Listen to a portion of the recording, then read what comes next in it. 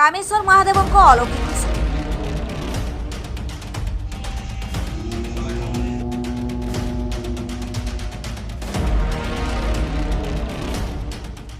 केन्द्रापड़ा जिला पाटकुरार एक ग्रामांचल में कामेश्वर महादेव नाम आविर्भाव होइछि एक सुंदर मंदिर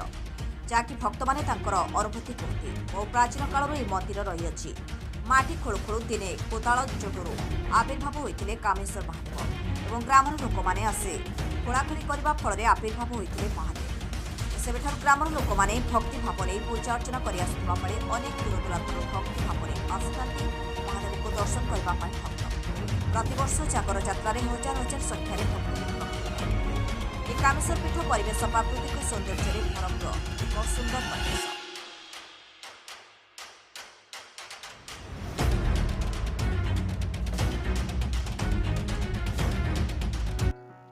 केन्द्रापड़ा जिला पाटकुरार एक ग्रामांचल रही गोटे पूर्वर एक मंदिर जहाँकि कामेश्वर नाम परिचय। कामेश्वर महादेव मंदिर बहु पूर्व कालू ए ग्रामांचल रही अछि जहाँकि मंदिर को भक्त मैंने आसी था कामेश्वर महादेव को दर्शन करने। मंदिर चतुर्पार्श्व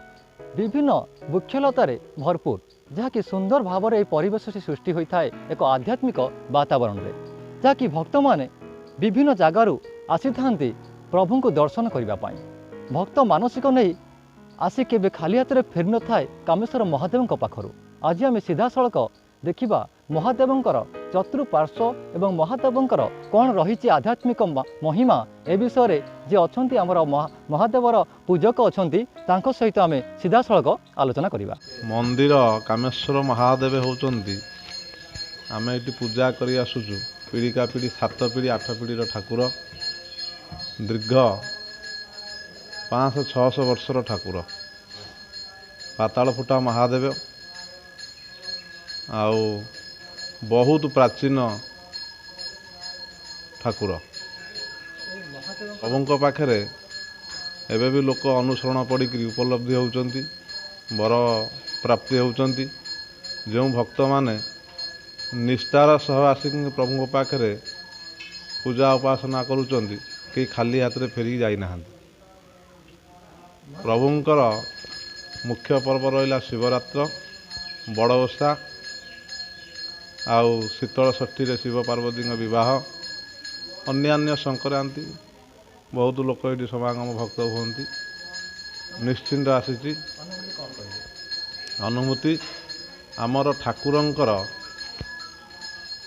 अलंकार सब आमरी घरे रुहे मो निजर अनुभूति। तेणु मुझे नवम दशम पढ़ुए अलंकार बापा मते कही दायित्व सहकार नहीं जीवार लगी मुझे पिलाया अवस्था महादीप उठी सारा पर अल्प कई जन ये रुहती आउ समस्त घर को पलांती। तेणु मुझे सहित कथबार्ता होकर ठाकुर विषय ये सब कथबार्ता होकर घर को पलैगला अल्प किसी बाट अच्छी मोर मन पड़गला जे ठाकुरंकर अलंकार बापा कही नवापाई मुझे पूरा अति व्यग्र सहित दौड़ी दौड़ी आसी पहुँचला बेलू आउ कई नहांती केवल महादीपटी जलुची आउ जो आमर हुए शिवरात्रि ठारू 7 दिन जाक जो यज्ञ हुए यज्ञ नना भी सब बंद बांद करके पलि गले मुसला बेलू बेढ़ा भितर दीपटी जलुची आउ सर्प 2टी बेढ़ा भितर शोचंती नाग सर्प ताकू देखिक मो रोममूल टांकरी उठिला बोली प्रभु जदि आपणकर अलंकार नहीं मु न जाए घरे न पहुँचले जो अलंकार रखा मत मागे से मु बापा गाली शुणी आपणकर जेहेतु मु सेवक जिते बड़ विपद पड़ू जहाँ पड़ू जहाँ हो जाऊना कहीं अलंकार नहीं जी प्रभु को नमस्कार कली अंतर सहित प्रणाम जड़ेली छोट पिला प्रभु क्षमा कर आउ से उठिला बेलू सर्प 2टी बेढ़ा मध्य नहांती मकट को धरली मुंडिया मारिक पुणी एकाग्र चित्त प्रभु को डाकी डाकी घरे पहुँचली। घरे पहुँचला बेलू बापा कहले तू कौन झाड़े तो देह हाथ सब बुड़ी जाऊँ कौन तू कुआड़े जाइलु कौन होता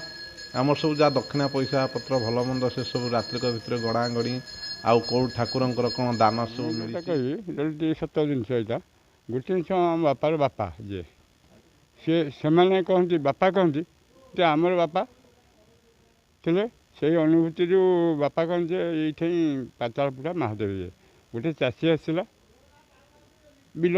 ବିଲ ଥିଲା ହିଡ଼ ହାଣୁଥିଲା ହିଡ଼ ହାଣିବା ଭିତରେ ସେ ରକ୍ତଟା ତାଙ୍କ ମୁଣ୍ଡ ଖଣ୍ଡିଆ ଅଛି ବୁଢ଼ାର ପଟି ଦିଆହେଇଛି ଏବେ ବି ସେ ରକ୍ତ ଭୁସୁସି ଉଠିଲା ସେ ଛାଡ଼ି ପଳେଇଗଲା ଯଦି ଛାଡ଼ି ପଳେଇଗଲା କହିଲା କ'ଣ ମୁଁ ହିରୋଟା ଆଣୁଥିଲି ଏମିତି ରକ୍ତ ଭୁସୁସି ଉଠିଲା ହଉ ତାପରେ ସ୍ୱପ୍ନାଥ କଲେ ଯେ ମୁଁ ଏଇଠି ଅଛି ହଉ ତାପରେ ତାଙ୍କର କାର୍ଯ୍ୟାନୁଷ୍ଠାନ ଆରମ୍ଭ ହେଲା ଆଉ ସେ ଗୋଟେ ଗଡ଼ିଆ ଭିତରେ ଯେମିତି ରହିଲା ଭଳିଆ ଟୋପ ଭିତରେ ରହିଥିଲେ